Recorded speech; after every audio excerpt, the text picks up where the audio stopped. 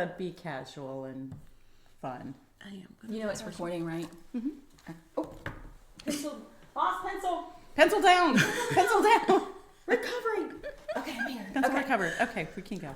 Hey, so we're going to talk about, this is our Power series in a Coffee and Hustle podcast. Hearing from our experts, starting with, what's your name again?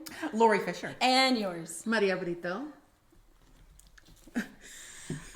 So we're doing roundtable discussions on insights, knowledge, and the ability to push forward personally and professionally, right? We are experts in different industries, as you can see.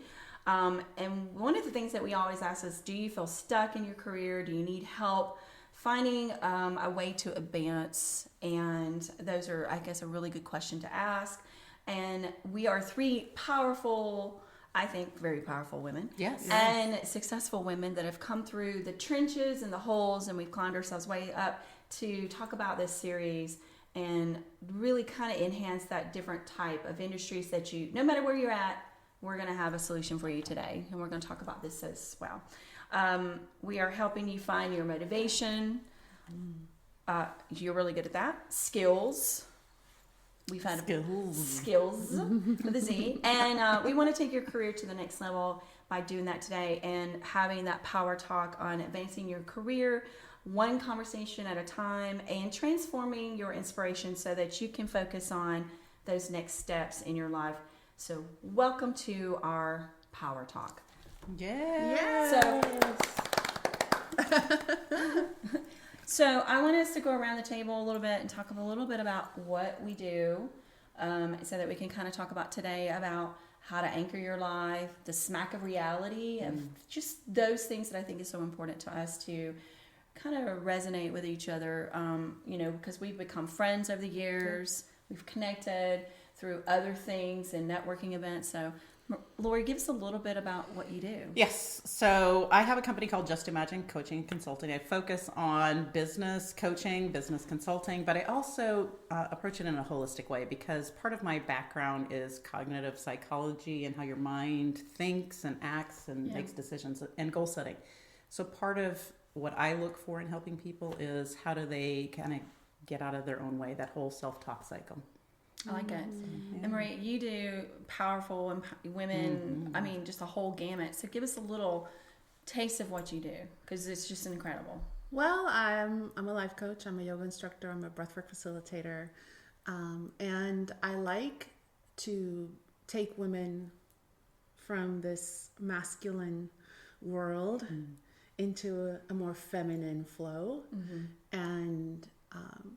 And I do that with my retreats. I take women and for 4 days, we just kind of detach from the world so that we can get really clear and let go of all the chaos, so that we can find out what is getting in the way, what is keeping us small, what is the negative talk going on, and why is it going on. So let's start with that. Transformation, I think, is such a powerful word for us. And we use the word empowerment and success and all that, but I think transformation is something that we have to stay in tune with. So what has been if you could tell one of your success stories of transformation, is there someone that you could say really took that from what they did with you?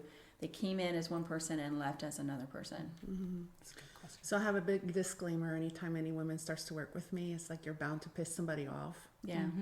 Because the woman that you are today will not be the woman that you will be in a month from now working with me, because you're going to get really clear on what is yuck in your life and what you no longer will put up with. And so when women do that work with me, I've seen women leave jobs. I've seen women start new careers, open their dream business. I've seen women leave marriages that have collapsed, that just has not been working for a while. I've seen women finally give birth to babies that they've been longing to birth and carry. So there's been a lot of breakthroughs through getting clear. And I think that there's so much going on right now coming our way, so much information. We are completely overwhelmed. With noise. I would agree. Yes. Yeah. Yeah. Yes. Yeah. So Yeah. I think that when we are clouding our judgment with that noise, how do we, my thing is like staying in tune with yourself, I think is so important, and figuring it out. I think that we all are broken individuals that come through the mud, and how do we, cleanse that? And I think that when we start looking at these transformations, because I think that people feel stuck sometimes. I think that they feel like this is the only decision I've got. And how do you break through that, right? So from my background, one of the things that we talk about is what happens when we get so into our comfort zone, and that's what you're doing, is you're helping them to bust out of the comfort zones, that routinized pattern that they've just gotten so used to.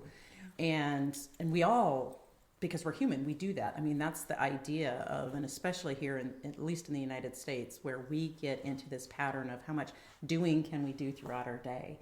And so we just find a pattern of how to do that. We get up at the same time. We go to bed at the same time. We do all of these check the boxes on a to-do list. And that has been our comfort zone. And yet that doesn't touch into our emotional state, which I think is what you have the power to do, is help people to really open up to that. I do the somatic work with people. I really get them to feel into their bodies and feel their feelings. I think that's important because we forget. And I think there's certain levels of, here's the role playing that we accept, right? We go through high school, go through that role, go through the getting the school or the technical degree, going to that role, and then getting the job role, and then having to be the parent role, the marriage role, whatever it may be. So there's levels of roles that I think that we take on ourselves. But I noticed something, I think a long time ago, and I know this sounds weird, when I used to take my kids to drop them off in middle school, I would sit and watch the people in the cars in front of me or beside me, and I was like, wow, some of them just look horribly miserable. Like they look so run down and just robotic. And I was like, I hope that I'll never want to be that person.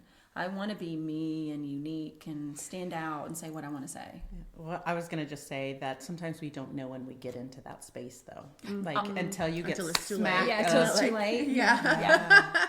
I think there is that part where we have to recognize those things. But I do think that when you have 3 different women here sitting here and we are working in different types of industries, I'm a structured one, and I hope to make people money, doing what I do, but I also try to break it down for them so that they can take those bite sizes of information so that they understand, because running a business is extremely stressful. You never know every day what kind of phone call you're going to get, what email you're going to get, and you've got to be able to roll those punches. And that is something that people who's teaching that? They don't teach that in school. No, it's not a life skill. And how not to take somebody else's energy.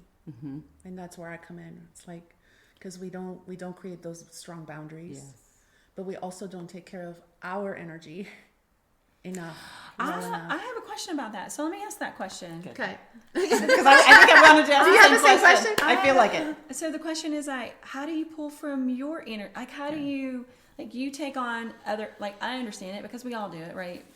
Business wise, we get the phone call, we have to handle the situation. How do you take someone's negative energy and not almost feel like you're absorbing it, so that you're not, so you can still always be the thing that everybody sees and represents? How do you do that? I have my version, but I'm gonna yield to you. Have you answer that? So I teach this all the time. I teach this to people all the time, and especially to the women that I work with, is you gotta do that internal work. You gotta do, and for me, breath work is a lifesaver. Oh yeah. And that's when I teach people breath, they're like, wow, I didn't know that would be so just healing in itself. Because the breath is actually the conduit to release all that negativity and all that stress from your body. We have these amazing organs that are tools for us. Yeah. Our human body is magnificent, and we forget, and some people sadly don't know that we have that power. Yeah, and it's interesting. I said this when the pandemic happened because it was like March 18th of 2020, and literally that week I said, the world doesn't even recognize right now what we're going into, because it pulled and extracted everybody into a corner, into a room, into a house, into a box. And I think just because of the stress of it too, is people were lung breathing as opposed to full diaphragmatic breathing, and I'm sure you help people with that. I actually went that summer to get yoga instructor certified because I wanted to learn how to breathe better, knowing that I was going to be contained in this box for a while, not knowing when it was going to be done. But I said that people are going to need to learn how to breathe better in any aspect. So whether it's in their personal life or even in their professional life, because going into an office used to be the norm, and now there's still this flux of people that are in a home office. Oh, I'm going to raise my hand. I can say honestly, it did not bother me being in a box. It didn't bother me. I knew how to handle it because I've had that practice for so many years. And so now I can say it was something that I had to learn over the years, because when I was side hustling, back then it was just making some extra money, to feed, to bring in, right? But then when I stopped the corporate job and went full blown into running a business, I had twin babies at home and my young child, my daughter, who was in preschool. And so I had them all at the house, and here I'm, remote work was unheard of, it was not the norm, and people would criticize you, like, you got an office at your house? Like, that's weird. But the thing that I was doing every day when I first started out, and I know this sounds crazy, I had a cleaning addiction. I would get up, take care of the kids, take care of the babies, because, I don't know if anybody knows it, but we didn't have the magical machines that made bottles for us now. We made them by hand. And I was busy doing the mother chore and then the cleaning chore. And then and then by the time I got to the actual being productive part of my business, I was exhausted, and I was like, why am I having such a trouble balancing it? So and the cycle just kept on going and so at night when I finally would get them to bed, I get the babies to bed, I would work till 2 o'clock in the morning. So it was a lack of sleep, lack of energy. And so I came across an article about how to manage your time, and so I literally would set 30 minutes on the microwave. And that's all I would do for cleaning. Like, if I would do whatever, like it was make the beds, do a load of laundry, sweep the floors, whatever that 30 minutes consumed me by, so that I could manage more of my time doing the work I was supposed to do. And then I learned how to do production versus non-productive hours. And so I learned how to twist that around. So for me, COVID didn't bother me. I was more stressed out for my clients. And so that's why I started the podcasting, because I wanted them to have this outlet to talk about what was going on with them, because they had no outlet. And so for me, being boxed in my room or office was no. So I know there's some people out there that are probably going, I did remote work. It was fine by me. I knew how to handle the noise. I knew when to turn things on, when to turn. So people I would talk to were like, I'm stuck in the bathroom, or I'm in the closet, or how do I handle this? This is crazy. Or I got a makeshift desk with boards and a chair. And so for me, it was like, I was normal. It's my life. This was normal for me. When we talk about, one of the subjects that we did want to talk about today was to anchor our life. And I think it's so important to understand what that means. So what would you say anchor your life means to you? For me, I had to learn this, but it really had to do with knowing what my values are in life. Like, what are my 4 or 5 core values? Faith, family, fitness, finance, and some other things that I put in there, but that's the driver of it. Yeah. It's what is, when I wake up every single day and I'm engaging with clients, what drives me from an energetic standpoint. And if I don't cover those in my day, I will feel off. And so I anchor to that no matter what I'm doing. And sometimes it goes up and I have to make judgment calls on it. It butts up against sometimes work that I do. Like when a client is asking me for certain things and I'm like, back to boundaries. Like, no, I'm not going to give you my Sunday and my Saturday. I will give you, Monday through Friday, because people are going to want to take. And for me, that's what helps me to be anchored. Is I really try to live daily on my values. How do you anchor your life? Like, how do you go? You're a traveler. You're traveling all the time. So is there a moment in time where you like, okay, do you schedule that in on your calendar? The anchoring? Yeah. Every day. Every day. And to me, anchoring, this is what I feel when you ask me that question is, do I wake up excited for that day? Right? Yeah. And if I'm not waking up excited, then something's off. Yeah. So I need to anchor myself, and I need to remind myself that this is what I wanted, right? Yeah. I mean, because even though I'm doing what I love, Right. there are days that are stressful, Yeah. and this happens to entrepreneurs. It just happens, and Yeah. it's normal.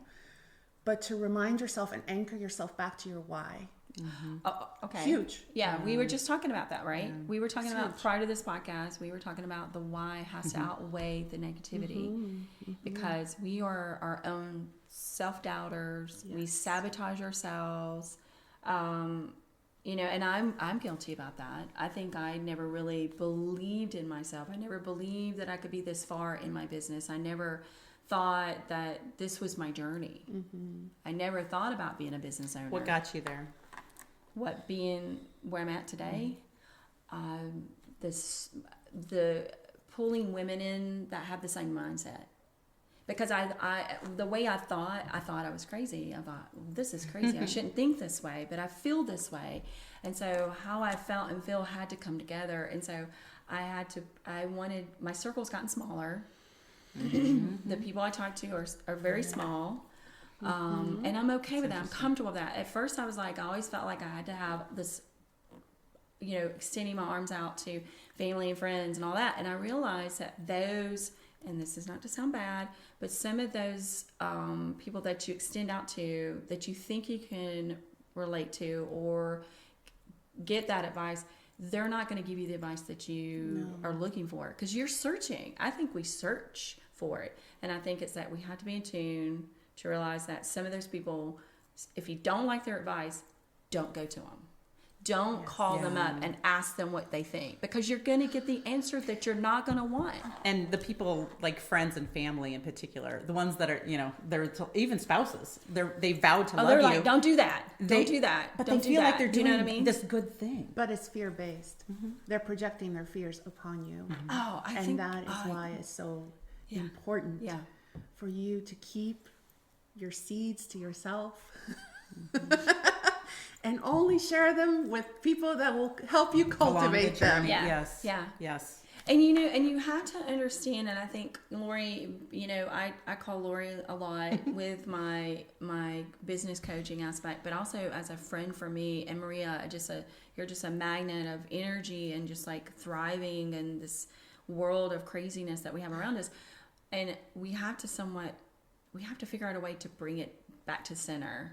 And there's times where I've called even Lori and said, should I even think this way? Am I okay to feel this way? And I think it's like having the right people around you. Yes. And then you just, like you said, I think that sometimes we're afraid that to step outside of that why, to go, okay, it's okay. It's okay to challenge yourself. Yeah. It's okay to learn something, and it's okay to take that jump, to take that leap, to leave that job. But look, this is not an easy world. It's not easy to run a business. It's not easy to figure through all the noise, like you said. But it is all about connecting to the right people.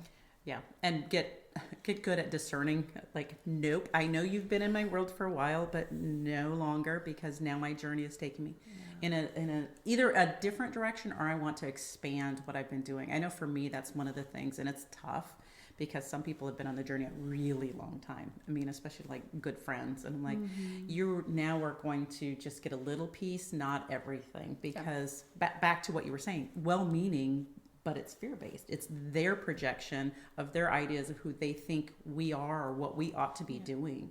And sometimes they're trying to put a brake on us, and it's like, no, no. I've got to go. I've got to do this thing because it's for me. It's in me. Now, who is your sounding board? Like, who do you trust with the information? Like, is it your husband? Is it Oh, your, yeah, definitely. Luke is my rock. Yeah, I know that. He grounds me. Yeah. I mean, we've been together for 34 years, so he knows me very well. That's wonderful. And he really grounds me, and I don't go to him first sometimes, but for some things I do, and I have my good friends that my coaches, and but there's a wonderful thing that happens when you are in that community of women. I mean, for me, it's women because that's who I coach. Yeah. Of women who are like-minded, and they're reaching and they're doing the work because the work is hard to stay anchored. It takes work. Yeah. It takes work. It takes a lot of work. Yeah. But I ask every woman when they join my program in the beginning, what do you want to manifest? Speak it out. Yes. And I'll tell you what. It happens. It happens. Yes. Because we're all rooting for you. Yeah. We're all in this together, and we're talking about it, and we're talking about the fears that come up. We make fear our bitches. Okay. I think that, and also it's important. I'm going to say this: in a world of intimidation, because I think that there are some people that like to intimidate others to make them think that they're not, that they don't have the ability to do whatever it is that they want to do or love or whatever. Make it your own. Like, you don't have to follow, the same people just because you think that that's what you want. You have to stay in tune of who you are. Absolutely. Which voice is more prominent, yours and that internal dialogue that you're having? I was just going to talk about that. Everything outside. Yeah. Yeah. I think it's just too much noise. Sometimes, like I teach yoga, and it's not the same as anybody else, and people laugh and they cry and they scream, and we do things in yoga that they never thought, oh, here comes Nicki Minaj. She's playing Nicki Minaj, and we're flowing in vinyasa, but then she's taking us to a journey. It's like, be yourself. Yeah. In this journey, you got to be yourself, and you got to just be true to you. Yeah. Because if you're not, I think that being authentic and being yourself is something that I think we get lost in for a while, because like I said, we go through this journey of just playing those roles. And then I think sooner or later, I think there might be a time where we actually see it and we just have to recognize it. And me, I think my journey here lately is just laugh more. Like, be me, dance more, sing. I dance. I could be working out and I'm dancing by myself in the gym, and I realize that I'm dancing. I'm like, it's okay though. And I'm like, okay, let's keep jamming. Whatever it takes for you to continue to do the thing. Yes. I mean, I want to wake up and feel good. Yeah. Listen to that, because our internal intuition knows what it needs, and sometimes it's missing that, which is why I think it comes out, like the silliness, the dancing, like we just haven't. And if we stay in that serious mode for too long, I think you even miss seeing things in the world, like opportunities in the world, because you are stuck. Well, I've been told, when somebody tells you, and you've heard it on a couple of occasions, when people go, Carla, you seem very intimidating. And I'm like, well, I don't think so, but I think it's because I don't let you in. And that's fine. I don't necessarily want everybody in. And I am guarded and I am protective. I don't trust people. But when you've earned that trust, I'm going to let you in. I mean, we're going to have a good time, and we're going to have fun, and we're going to enjoy each other. And I'm going to say stupid stuff, and I'm going to be, you know what I mean? Authentic. I'm going to be as authentic. Transparent. And I'm going to, and the big word, vulnerable. Yes. Like that, I think that's when you've got your tribe or your circle, or your people. Like when you can say the stupid things or do the stupid things or whatever. I mean, being vulnerable. And I will say thank you for our social researcher, Brene Brown, for her work of actually putting that conversation into a corporate world, because so often it was you have to be this box person, and you have to act a certain way. And just, was it yesterday? I think I was reading this clip from someone who is prominent actually here in Huntsville, but I thought it was interesting because what she was saying was, watch what you wear. And it was sort of like reestablishing a box again. And I'm like, ooh, I can't quite go there, because I think people just need to have that ability to be authentic and real for whoever they are. Because if we are, then we're going to have the energy to move through this world in a way that makes sense for us. Well, let's just be honest. Life is too freaking short. Yeah. It's too short. Yes. Right? And So when did you learn it? When did you learn that life was too short? When I got really sick. Okay. So for you, as a personal manifestation, feeling sick. Really? Yeah. Okay. And I get emotional thinking about it because that's when it really hit me. Like, wow. Yeah. I don't know Tomorrow's what's not wrong promised, with me. kind of thing. I mean, they couldn't figure out what was wrong with me. Yeah. And they, threw things, out there, lupus or, this or MS or that, and it's like. Some serious Wow. diagnosis, yeah. And it was like in a day, Yeah. life is Too short. Yeah. it's not granted that tomorrow you'll be here. So hearing you say that, what changed in your mindset, like as that was happening for you? That I really had to be more present in my life. Ooh. Yeah. Yeah. That is so, that's- to me, yes, so important. Because I'll tell my event, but I'm curious to know when you learned life was too short for you.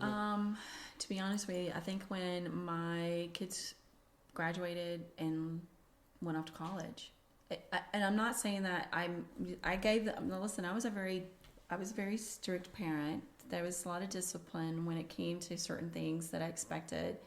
But I also wanted them to have the stability that they could hold a job, pay for their own bills, so that they know that leaving this house, they had to be an adult instantly. And it was, listen, the first year or two for the kids, for the twins, and even my oldest daughter, you can see this transition in them, of their ups and downs, and I feel like they need me more now than they were in high school, I think. But when they left, I went, okay, what do I do with my time? Like, my life was all about my kids and my work. And with that balance uneven, I put my life into my work, and I realized, what am I doing with my life? Like, I'm working more now than before. And why am I living my life like this? Like, why am I working 7 days a week? And I started questioning everything. And then the last year, I was like, I need to enjoy me. And I've put my time in. I've made people lots of money. I've built businesses into companies, and I've put all that energy into my kids. And I was like, wait a minute, what about me? And I lost myself. And so I realized in the last year, I'm like, wow, I'm hitting 50 something, and I'll say it. We're all here at the 50 category. I'm 50. I'm 54. So hey, I love the Saturday night skit. I want to do it. I'm 50. But I'm 51, and I'm proud Yes. to say that because I'm the old one in the group. Yeah. high five. High five on 50. But I realized that I was like, oh my gosh, that I'm still strong. I'm still, I'm smart still. And I haven't lost all those brain cells. And I want to start living life. Like I could think back when I was younger and the struggles that I went through. I wouldn't wish on anybody being a kid or, all the way up to high school, the holes that I was put in and figured out how to do by myself, being out when I was 16, 17 years old on my own, putting myself through college, and making some adult decisions when I wasn't ready, and I made them. And I look at the forks in that road, and I could have taken a right or I could have taken a left. And I look back and I'm like, wow, I can't even believe I'm still here. If you only knew. Right. But I'm proud to say I'm still living and thriving and changing. I think metamorphosis is existing, and we continue to turn into this beautiful butterfly. And I know that sounds so crazy, but absorb it. Yes. Absorb the light, absorb that energy, absorb that happiness, and it's okay to smile and laugh and act like a fool every once in a while. I tell women that all the time, like, don't ever stop being a seeker. Yes. Keep seeking. And let your light shine, because people were going to want to dim it all the time. Yeah. Well, we'll talk about the second part, is it smack a reality. So the reality is that we talk about anchoring your life and the things that we went through and getting here where we're at. But the smack of reality is that we have to deal with certain situations that come up every day, right? So how do you handle situations like when somebody calls you up and says, "Hey, I've got this trouble," or "Hey, how about that you've got your day planned out and you got someone calling you saying, I need to talk to you. Can you spend an hour with my drama?" How do you absorb that? Not knowing that it's going to be an hour of their drama. Yeah. How do you handle it? When you get a call. Just be there? Oh, no. No, you have to.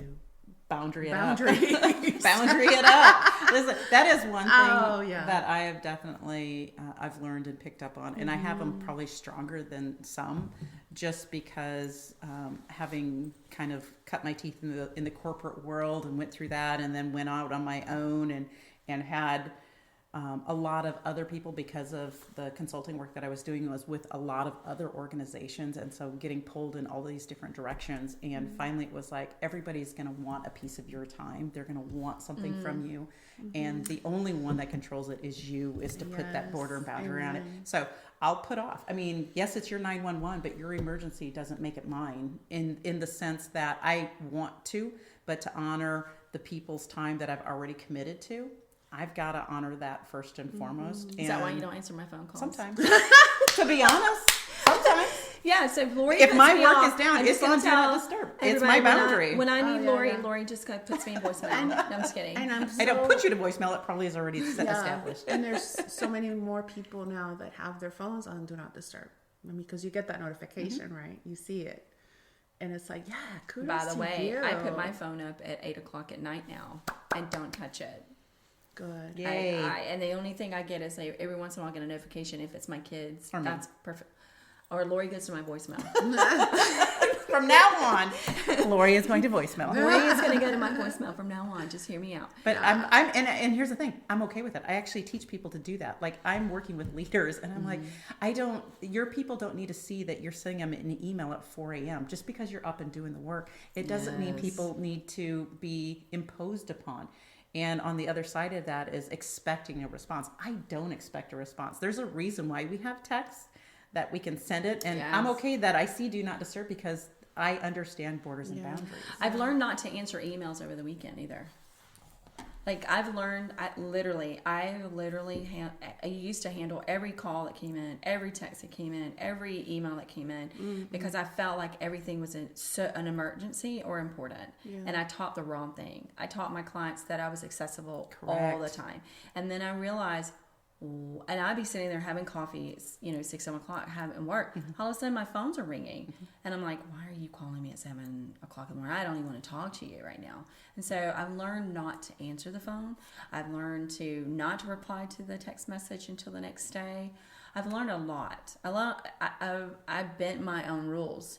And so I've reestablished those rules. And so I think now that has given me that clearer mind, so that maybe I can go sit in front of a Netflix and watch, 10 seconds of a show. Well, I mean, no, I can binge watch a little bit now. And so, I'm watching, I can go and have me time, and do some a vacation and not I have to actually wait took for 5 years. Well, listen, yes, I did. I took my very first real vacation in probably 5 or 6 years. And that's, Yay. I know that Carla. sounds horrible, but I was busy with kids, busy with my work, busy trying to move, buy land, you know what I mean? So life was in that rotation. And so now it's like, pencil that in on this week, pencil that next month. And so I'm literally going, I watched there was an article I read across, and I was like, why can I not get time in? Like, what's wrong with this? Like, every time I turn around, I'm filling my calendar with this busy person and this busy conference Everybody call else. and this meeting, and why is it not working? So this lady, she pre-plans her calendar for the year. Oh, wow. And so what she I'm does, not there so yet. she goes, all right, we're going to take vacation in June. We're going to do something. well, that I can do. Like That- personalized, like the block for the vacation. I was not doing Yes. that.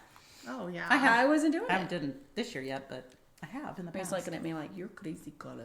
You That's- going to my resort. Yeah. You need to go to Nashville. My retreat. You're Yes. going to Puerto Rico. You're going to Yes. Nashville. And You're when going you're to ready, we'll- Gunnersville. Yeah. You know where to find me. Oh, I know. Now I know what Should pencil that in the fall. pencil that in. But yeah, that's what I want every woman to create, like a pilgrimage for themselves. And that's retreat is your pilgrimage. Like you go and retreat for you and to like re-anchor and find that alignment because we can lose ourselves very easily. I'm a introvert extrovert.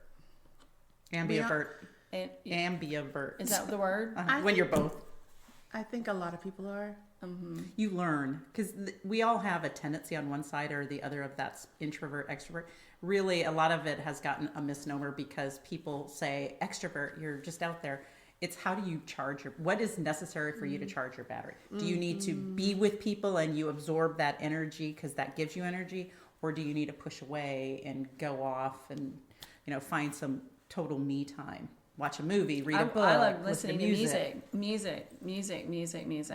music. And one of the focus things that I do, a lot of times, like if I'm working and I need to just focus, I put on high frequency sounds, and it keeps me so guarded in that where I'm being productive, and because I can bounce off the wall a little bit and go here and do this, and that puts me in that focus. So I listen to a lot of music. I put in bed listening to binaural beats. Yeah, because you're an instrument.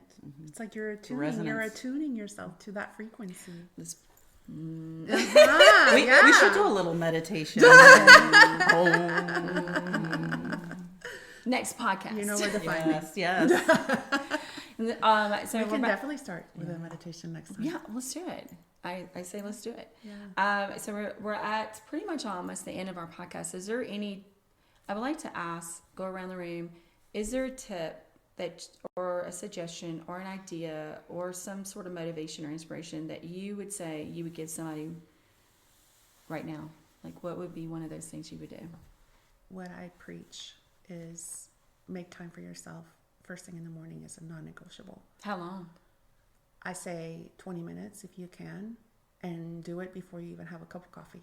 So what would you say is the best, like what would you say, how would you say to do it? Get up and do some yoga?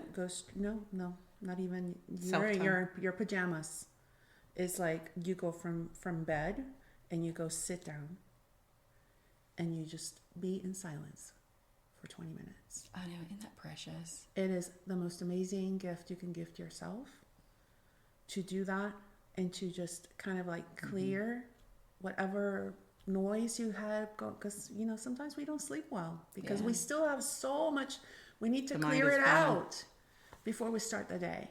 So that is the biggest gift you can give yourself, is non-negotiable. It's rude if you go out there in the world and you haven't done that.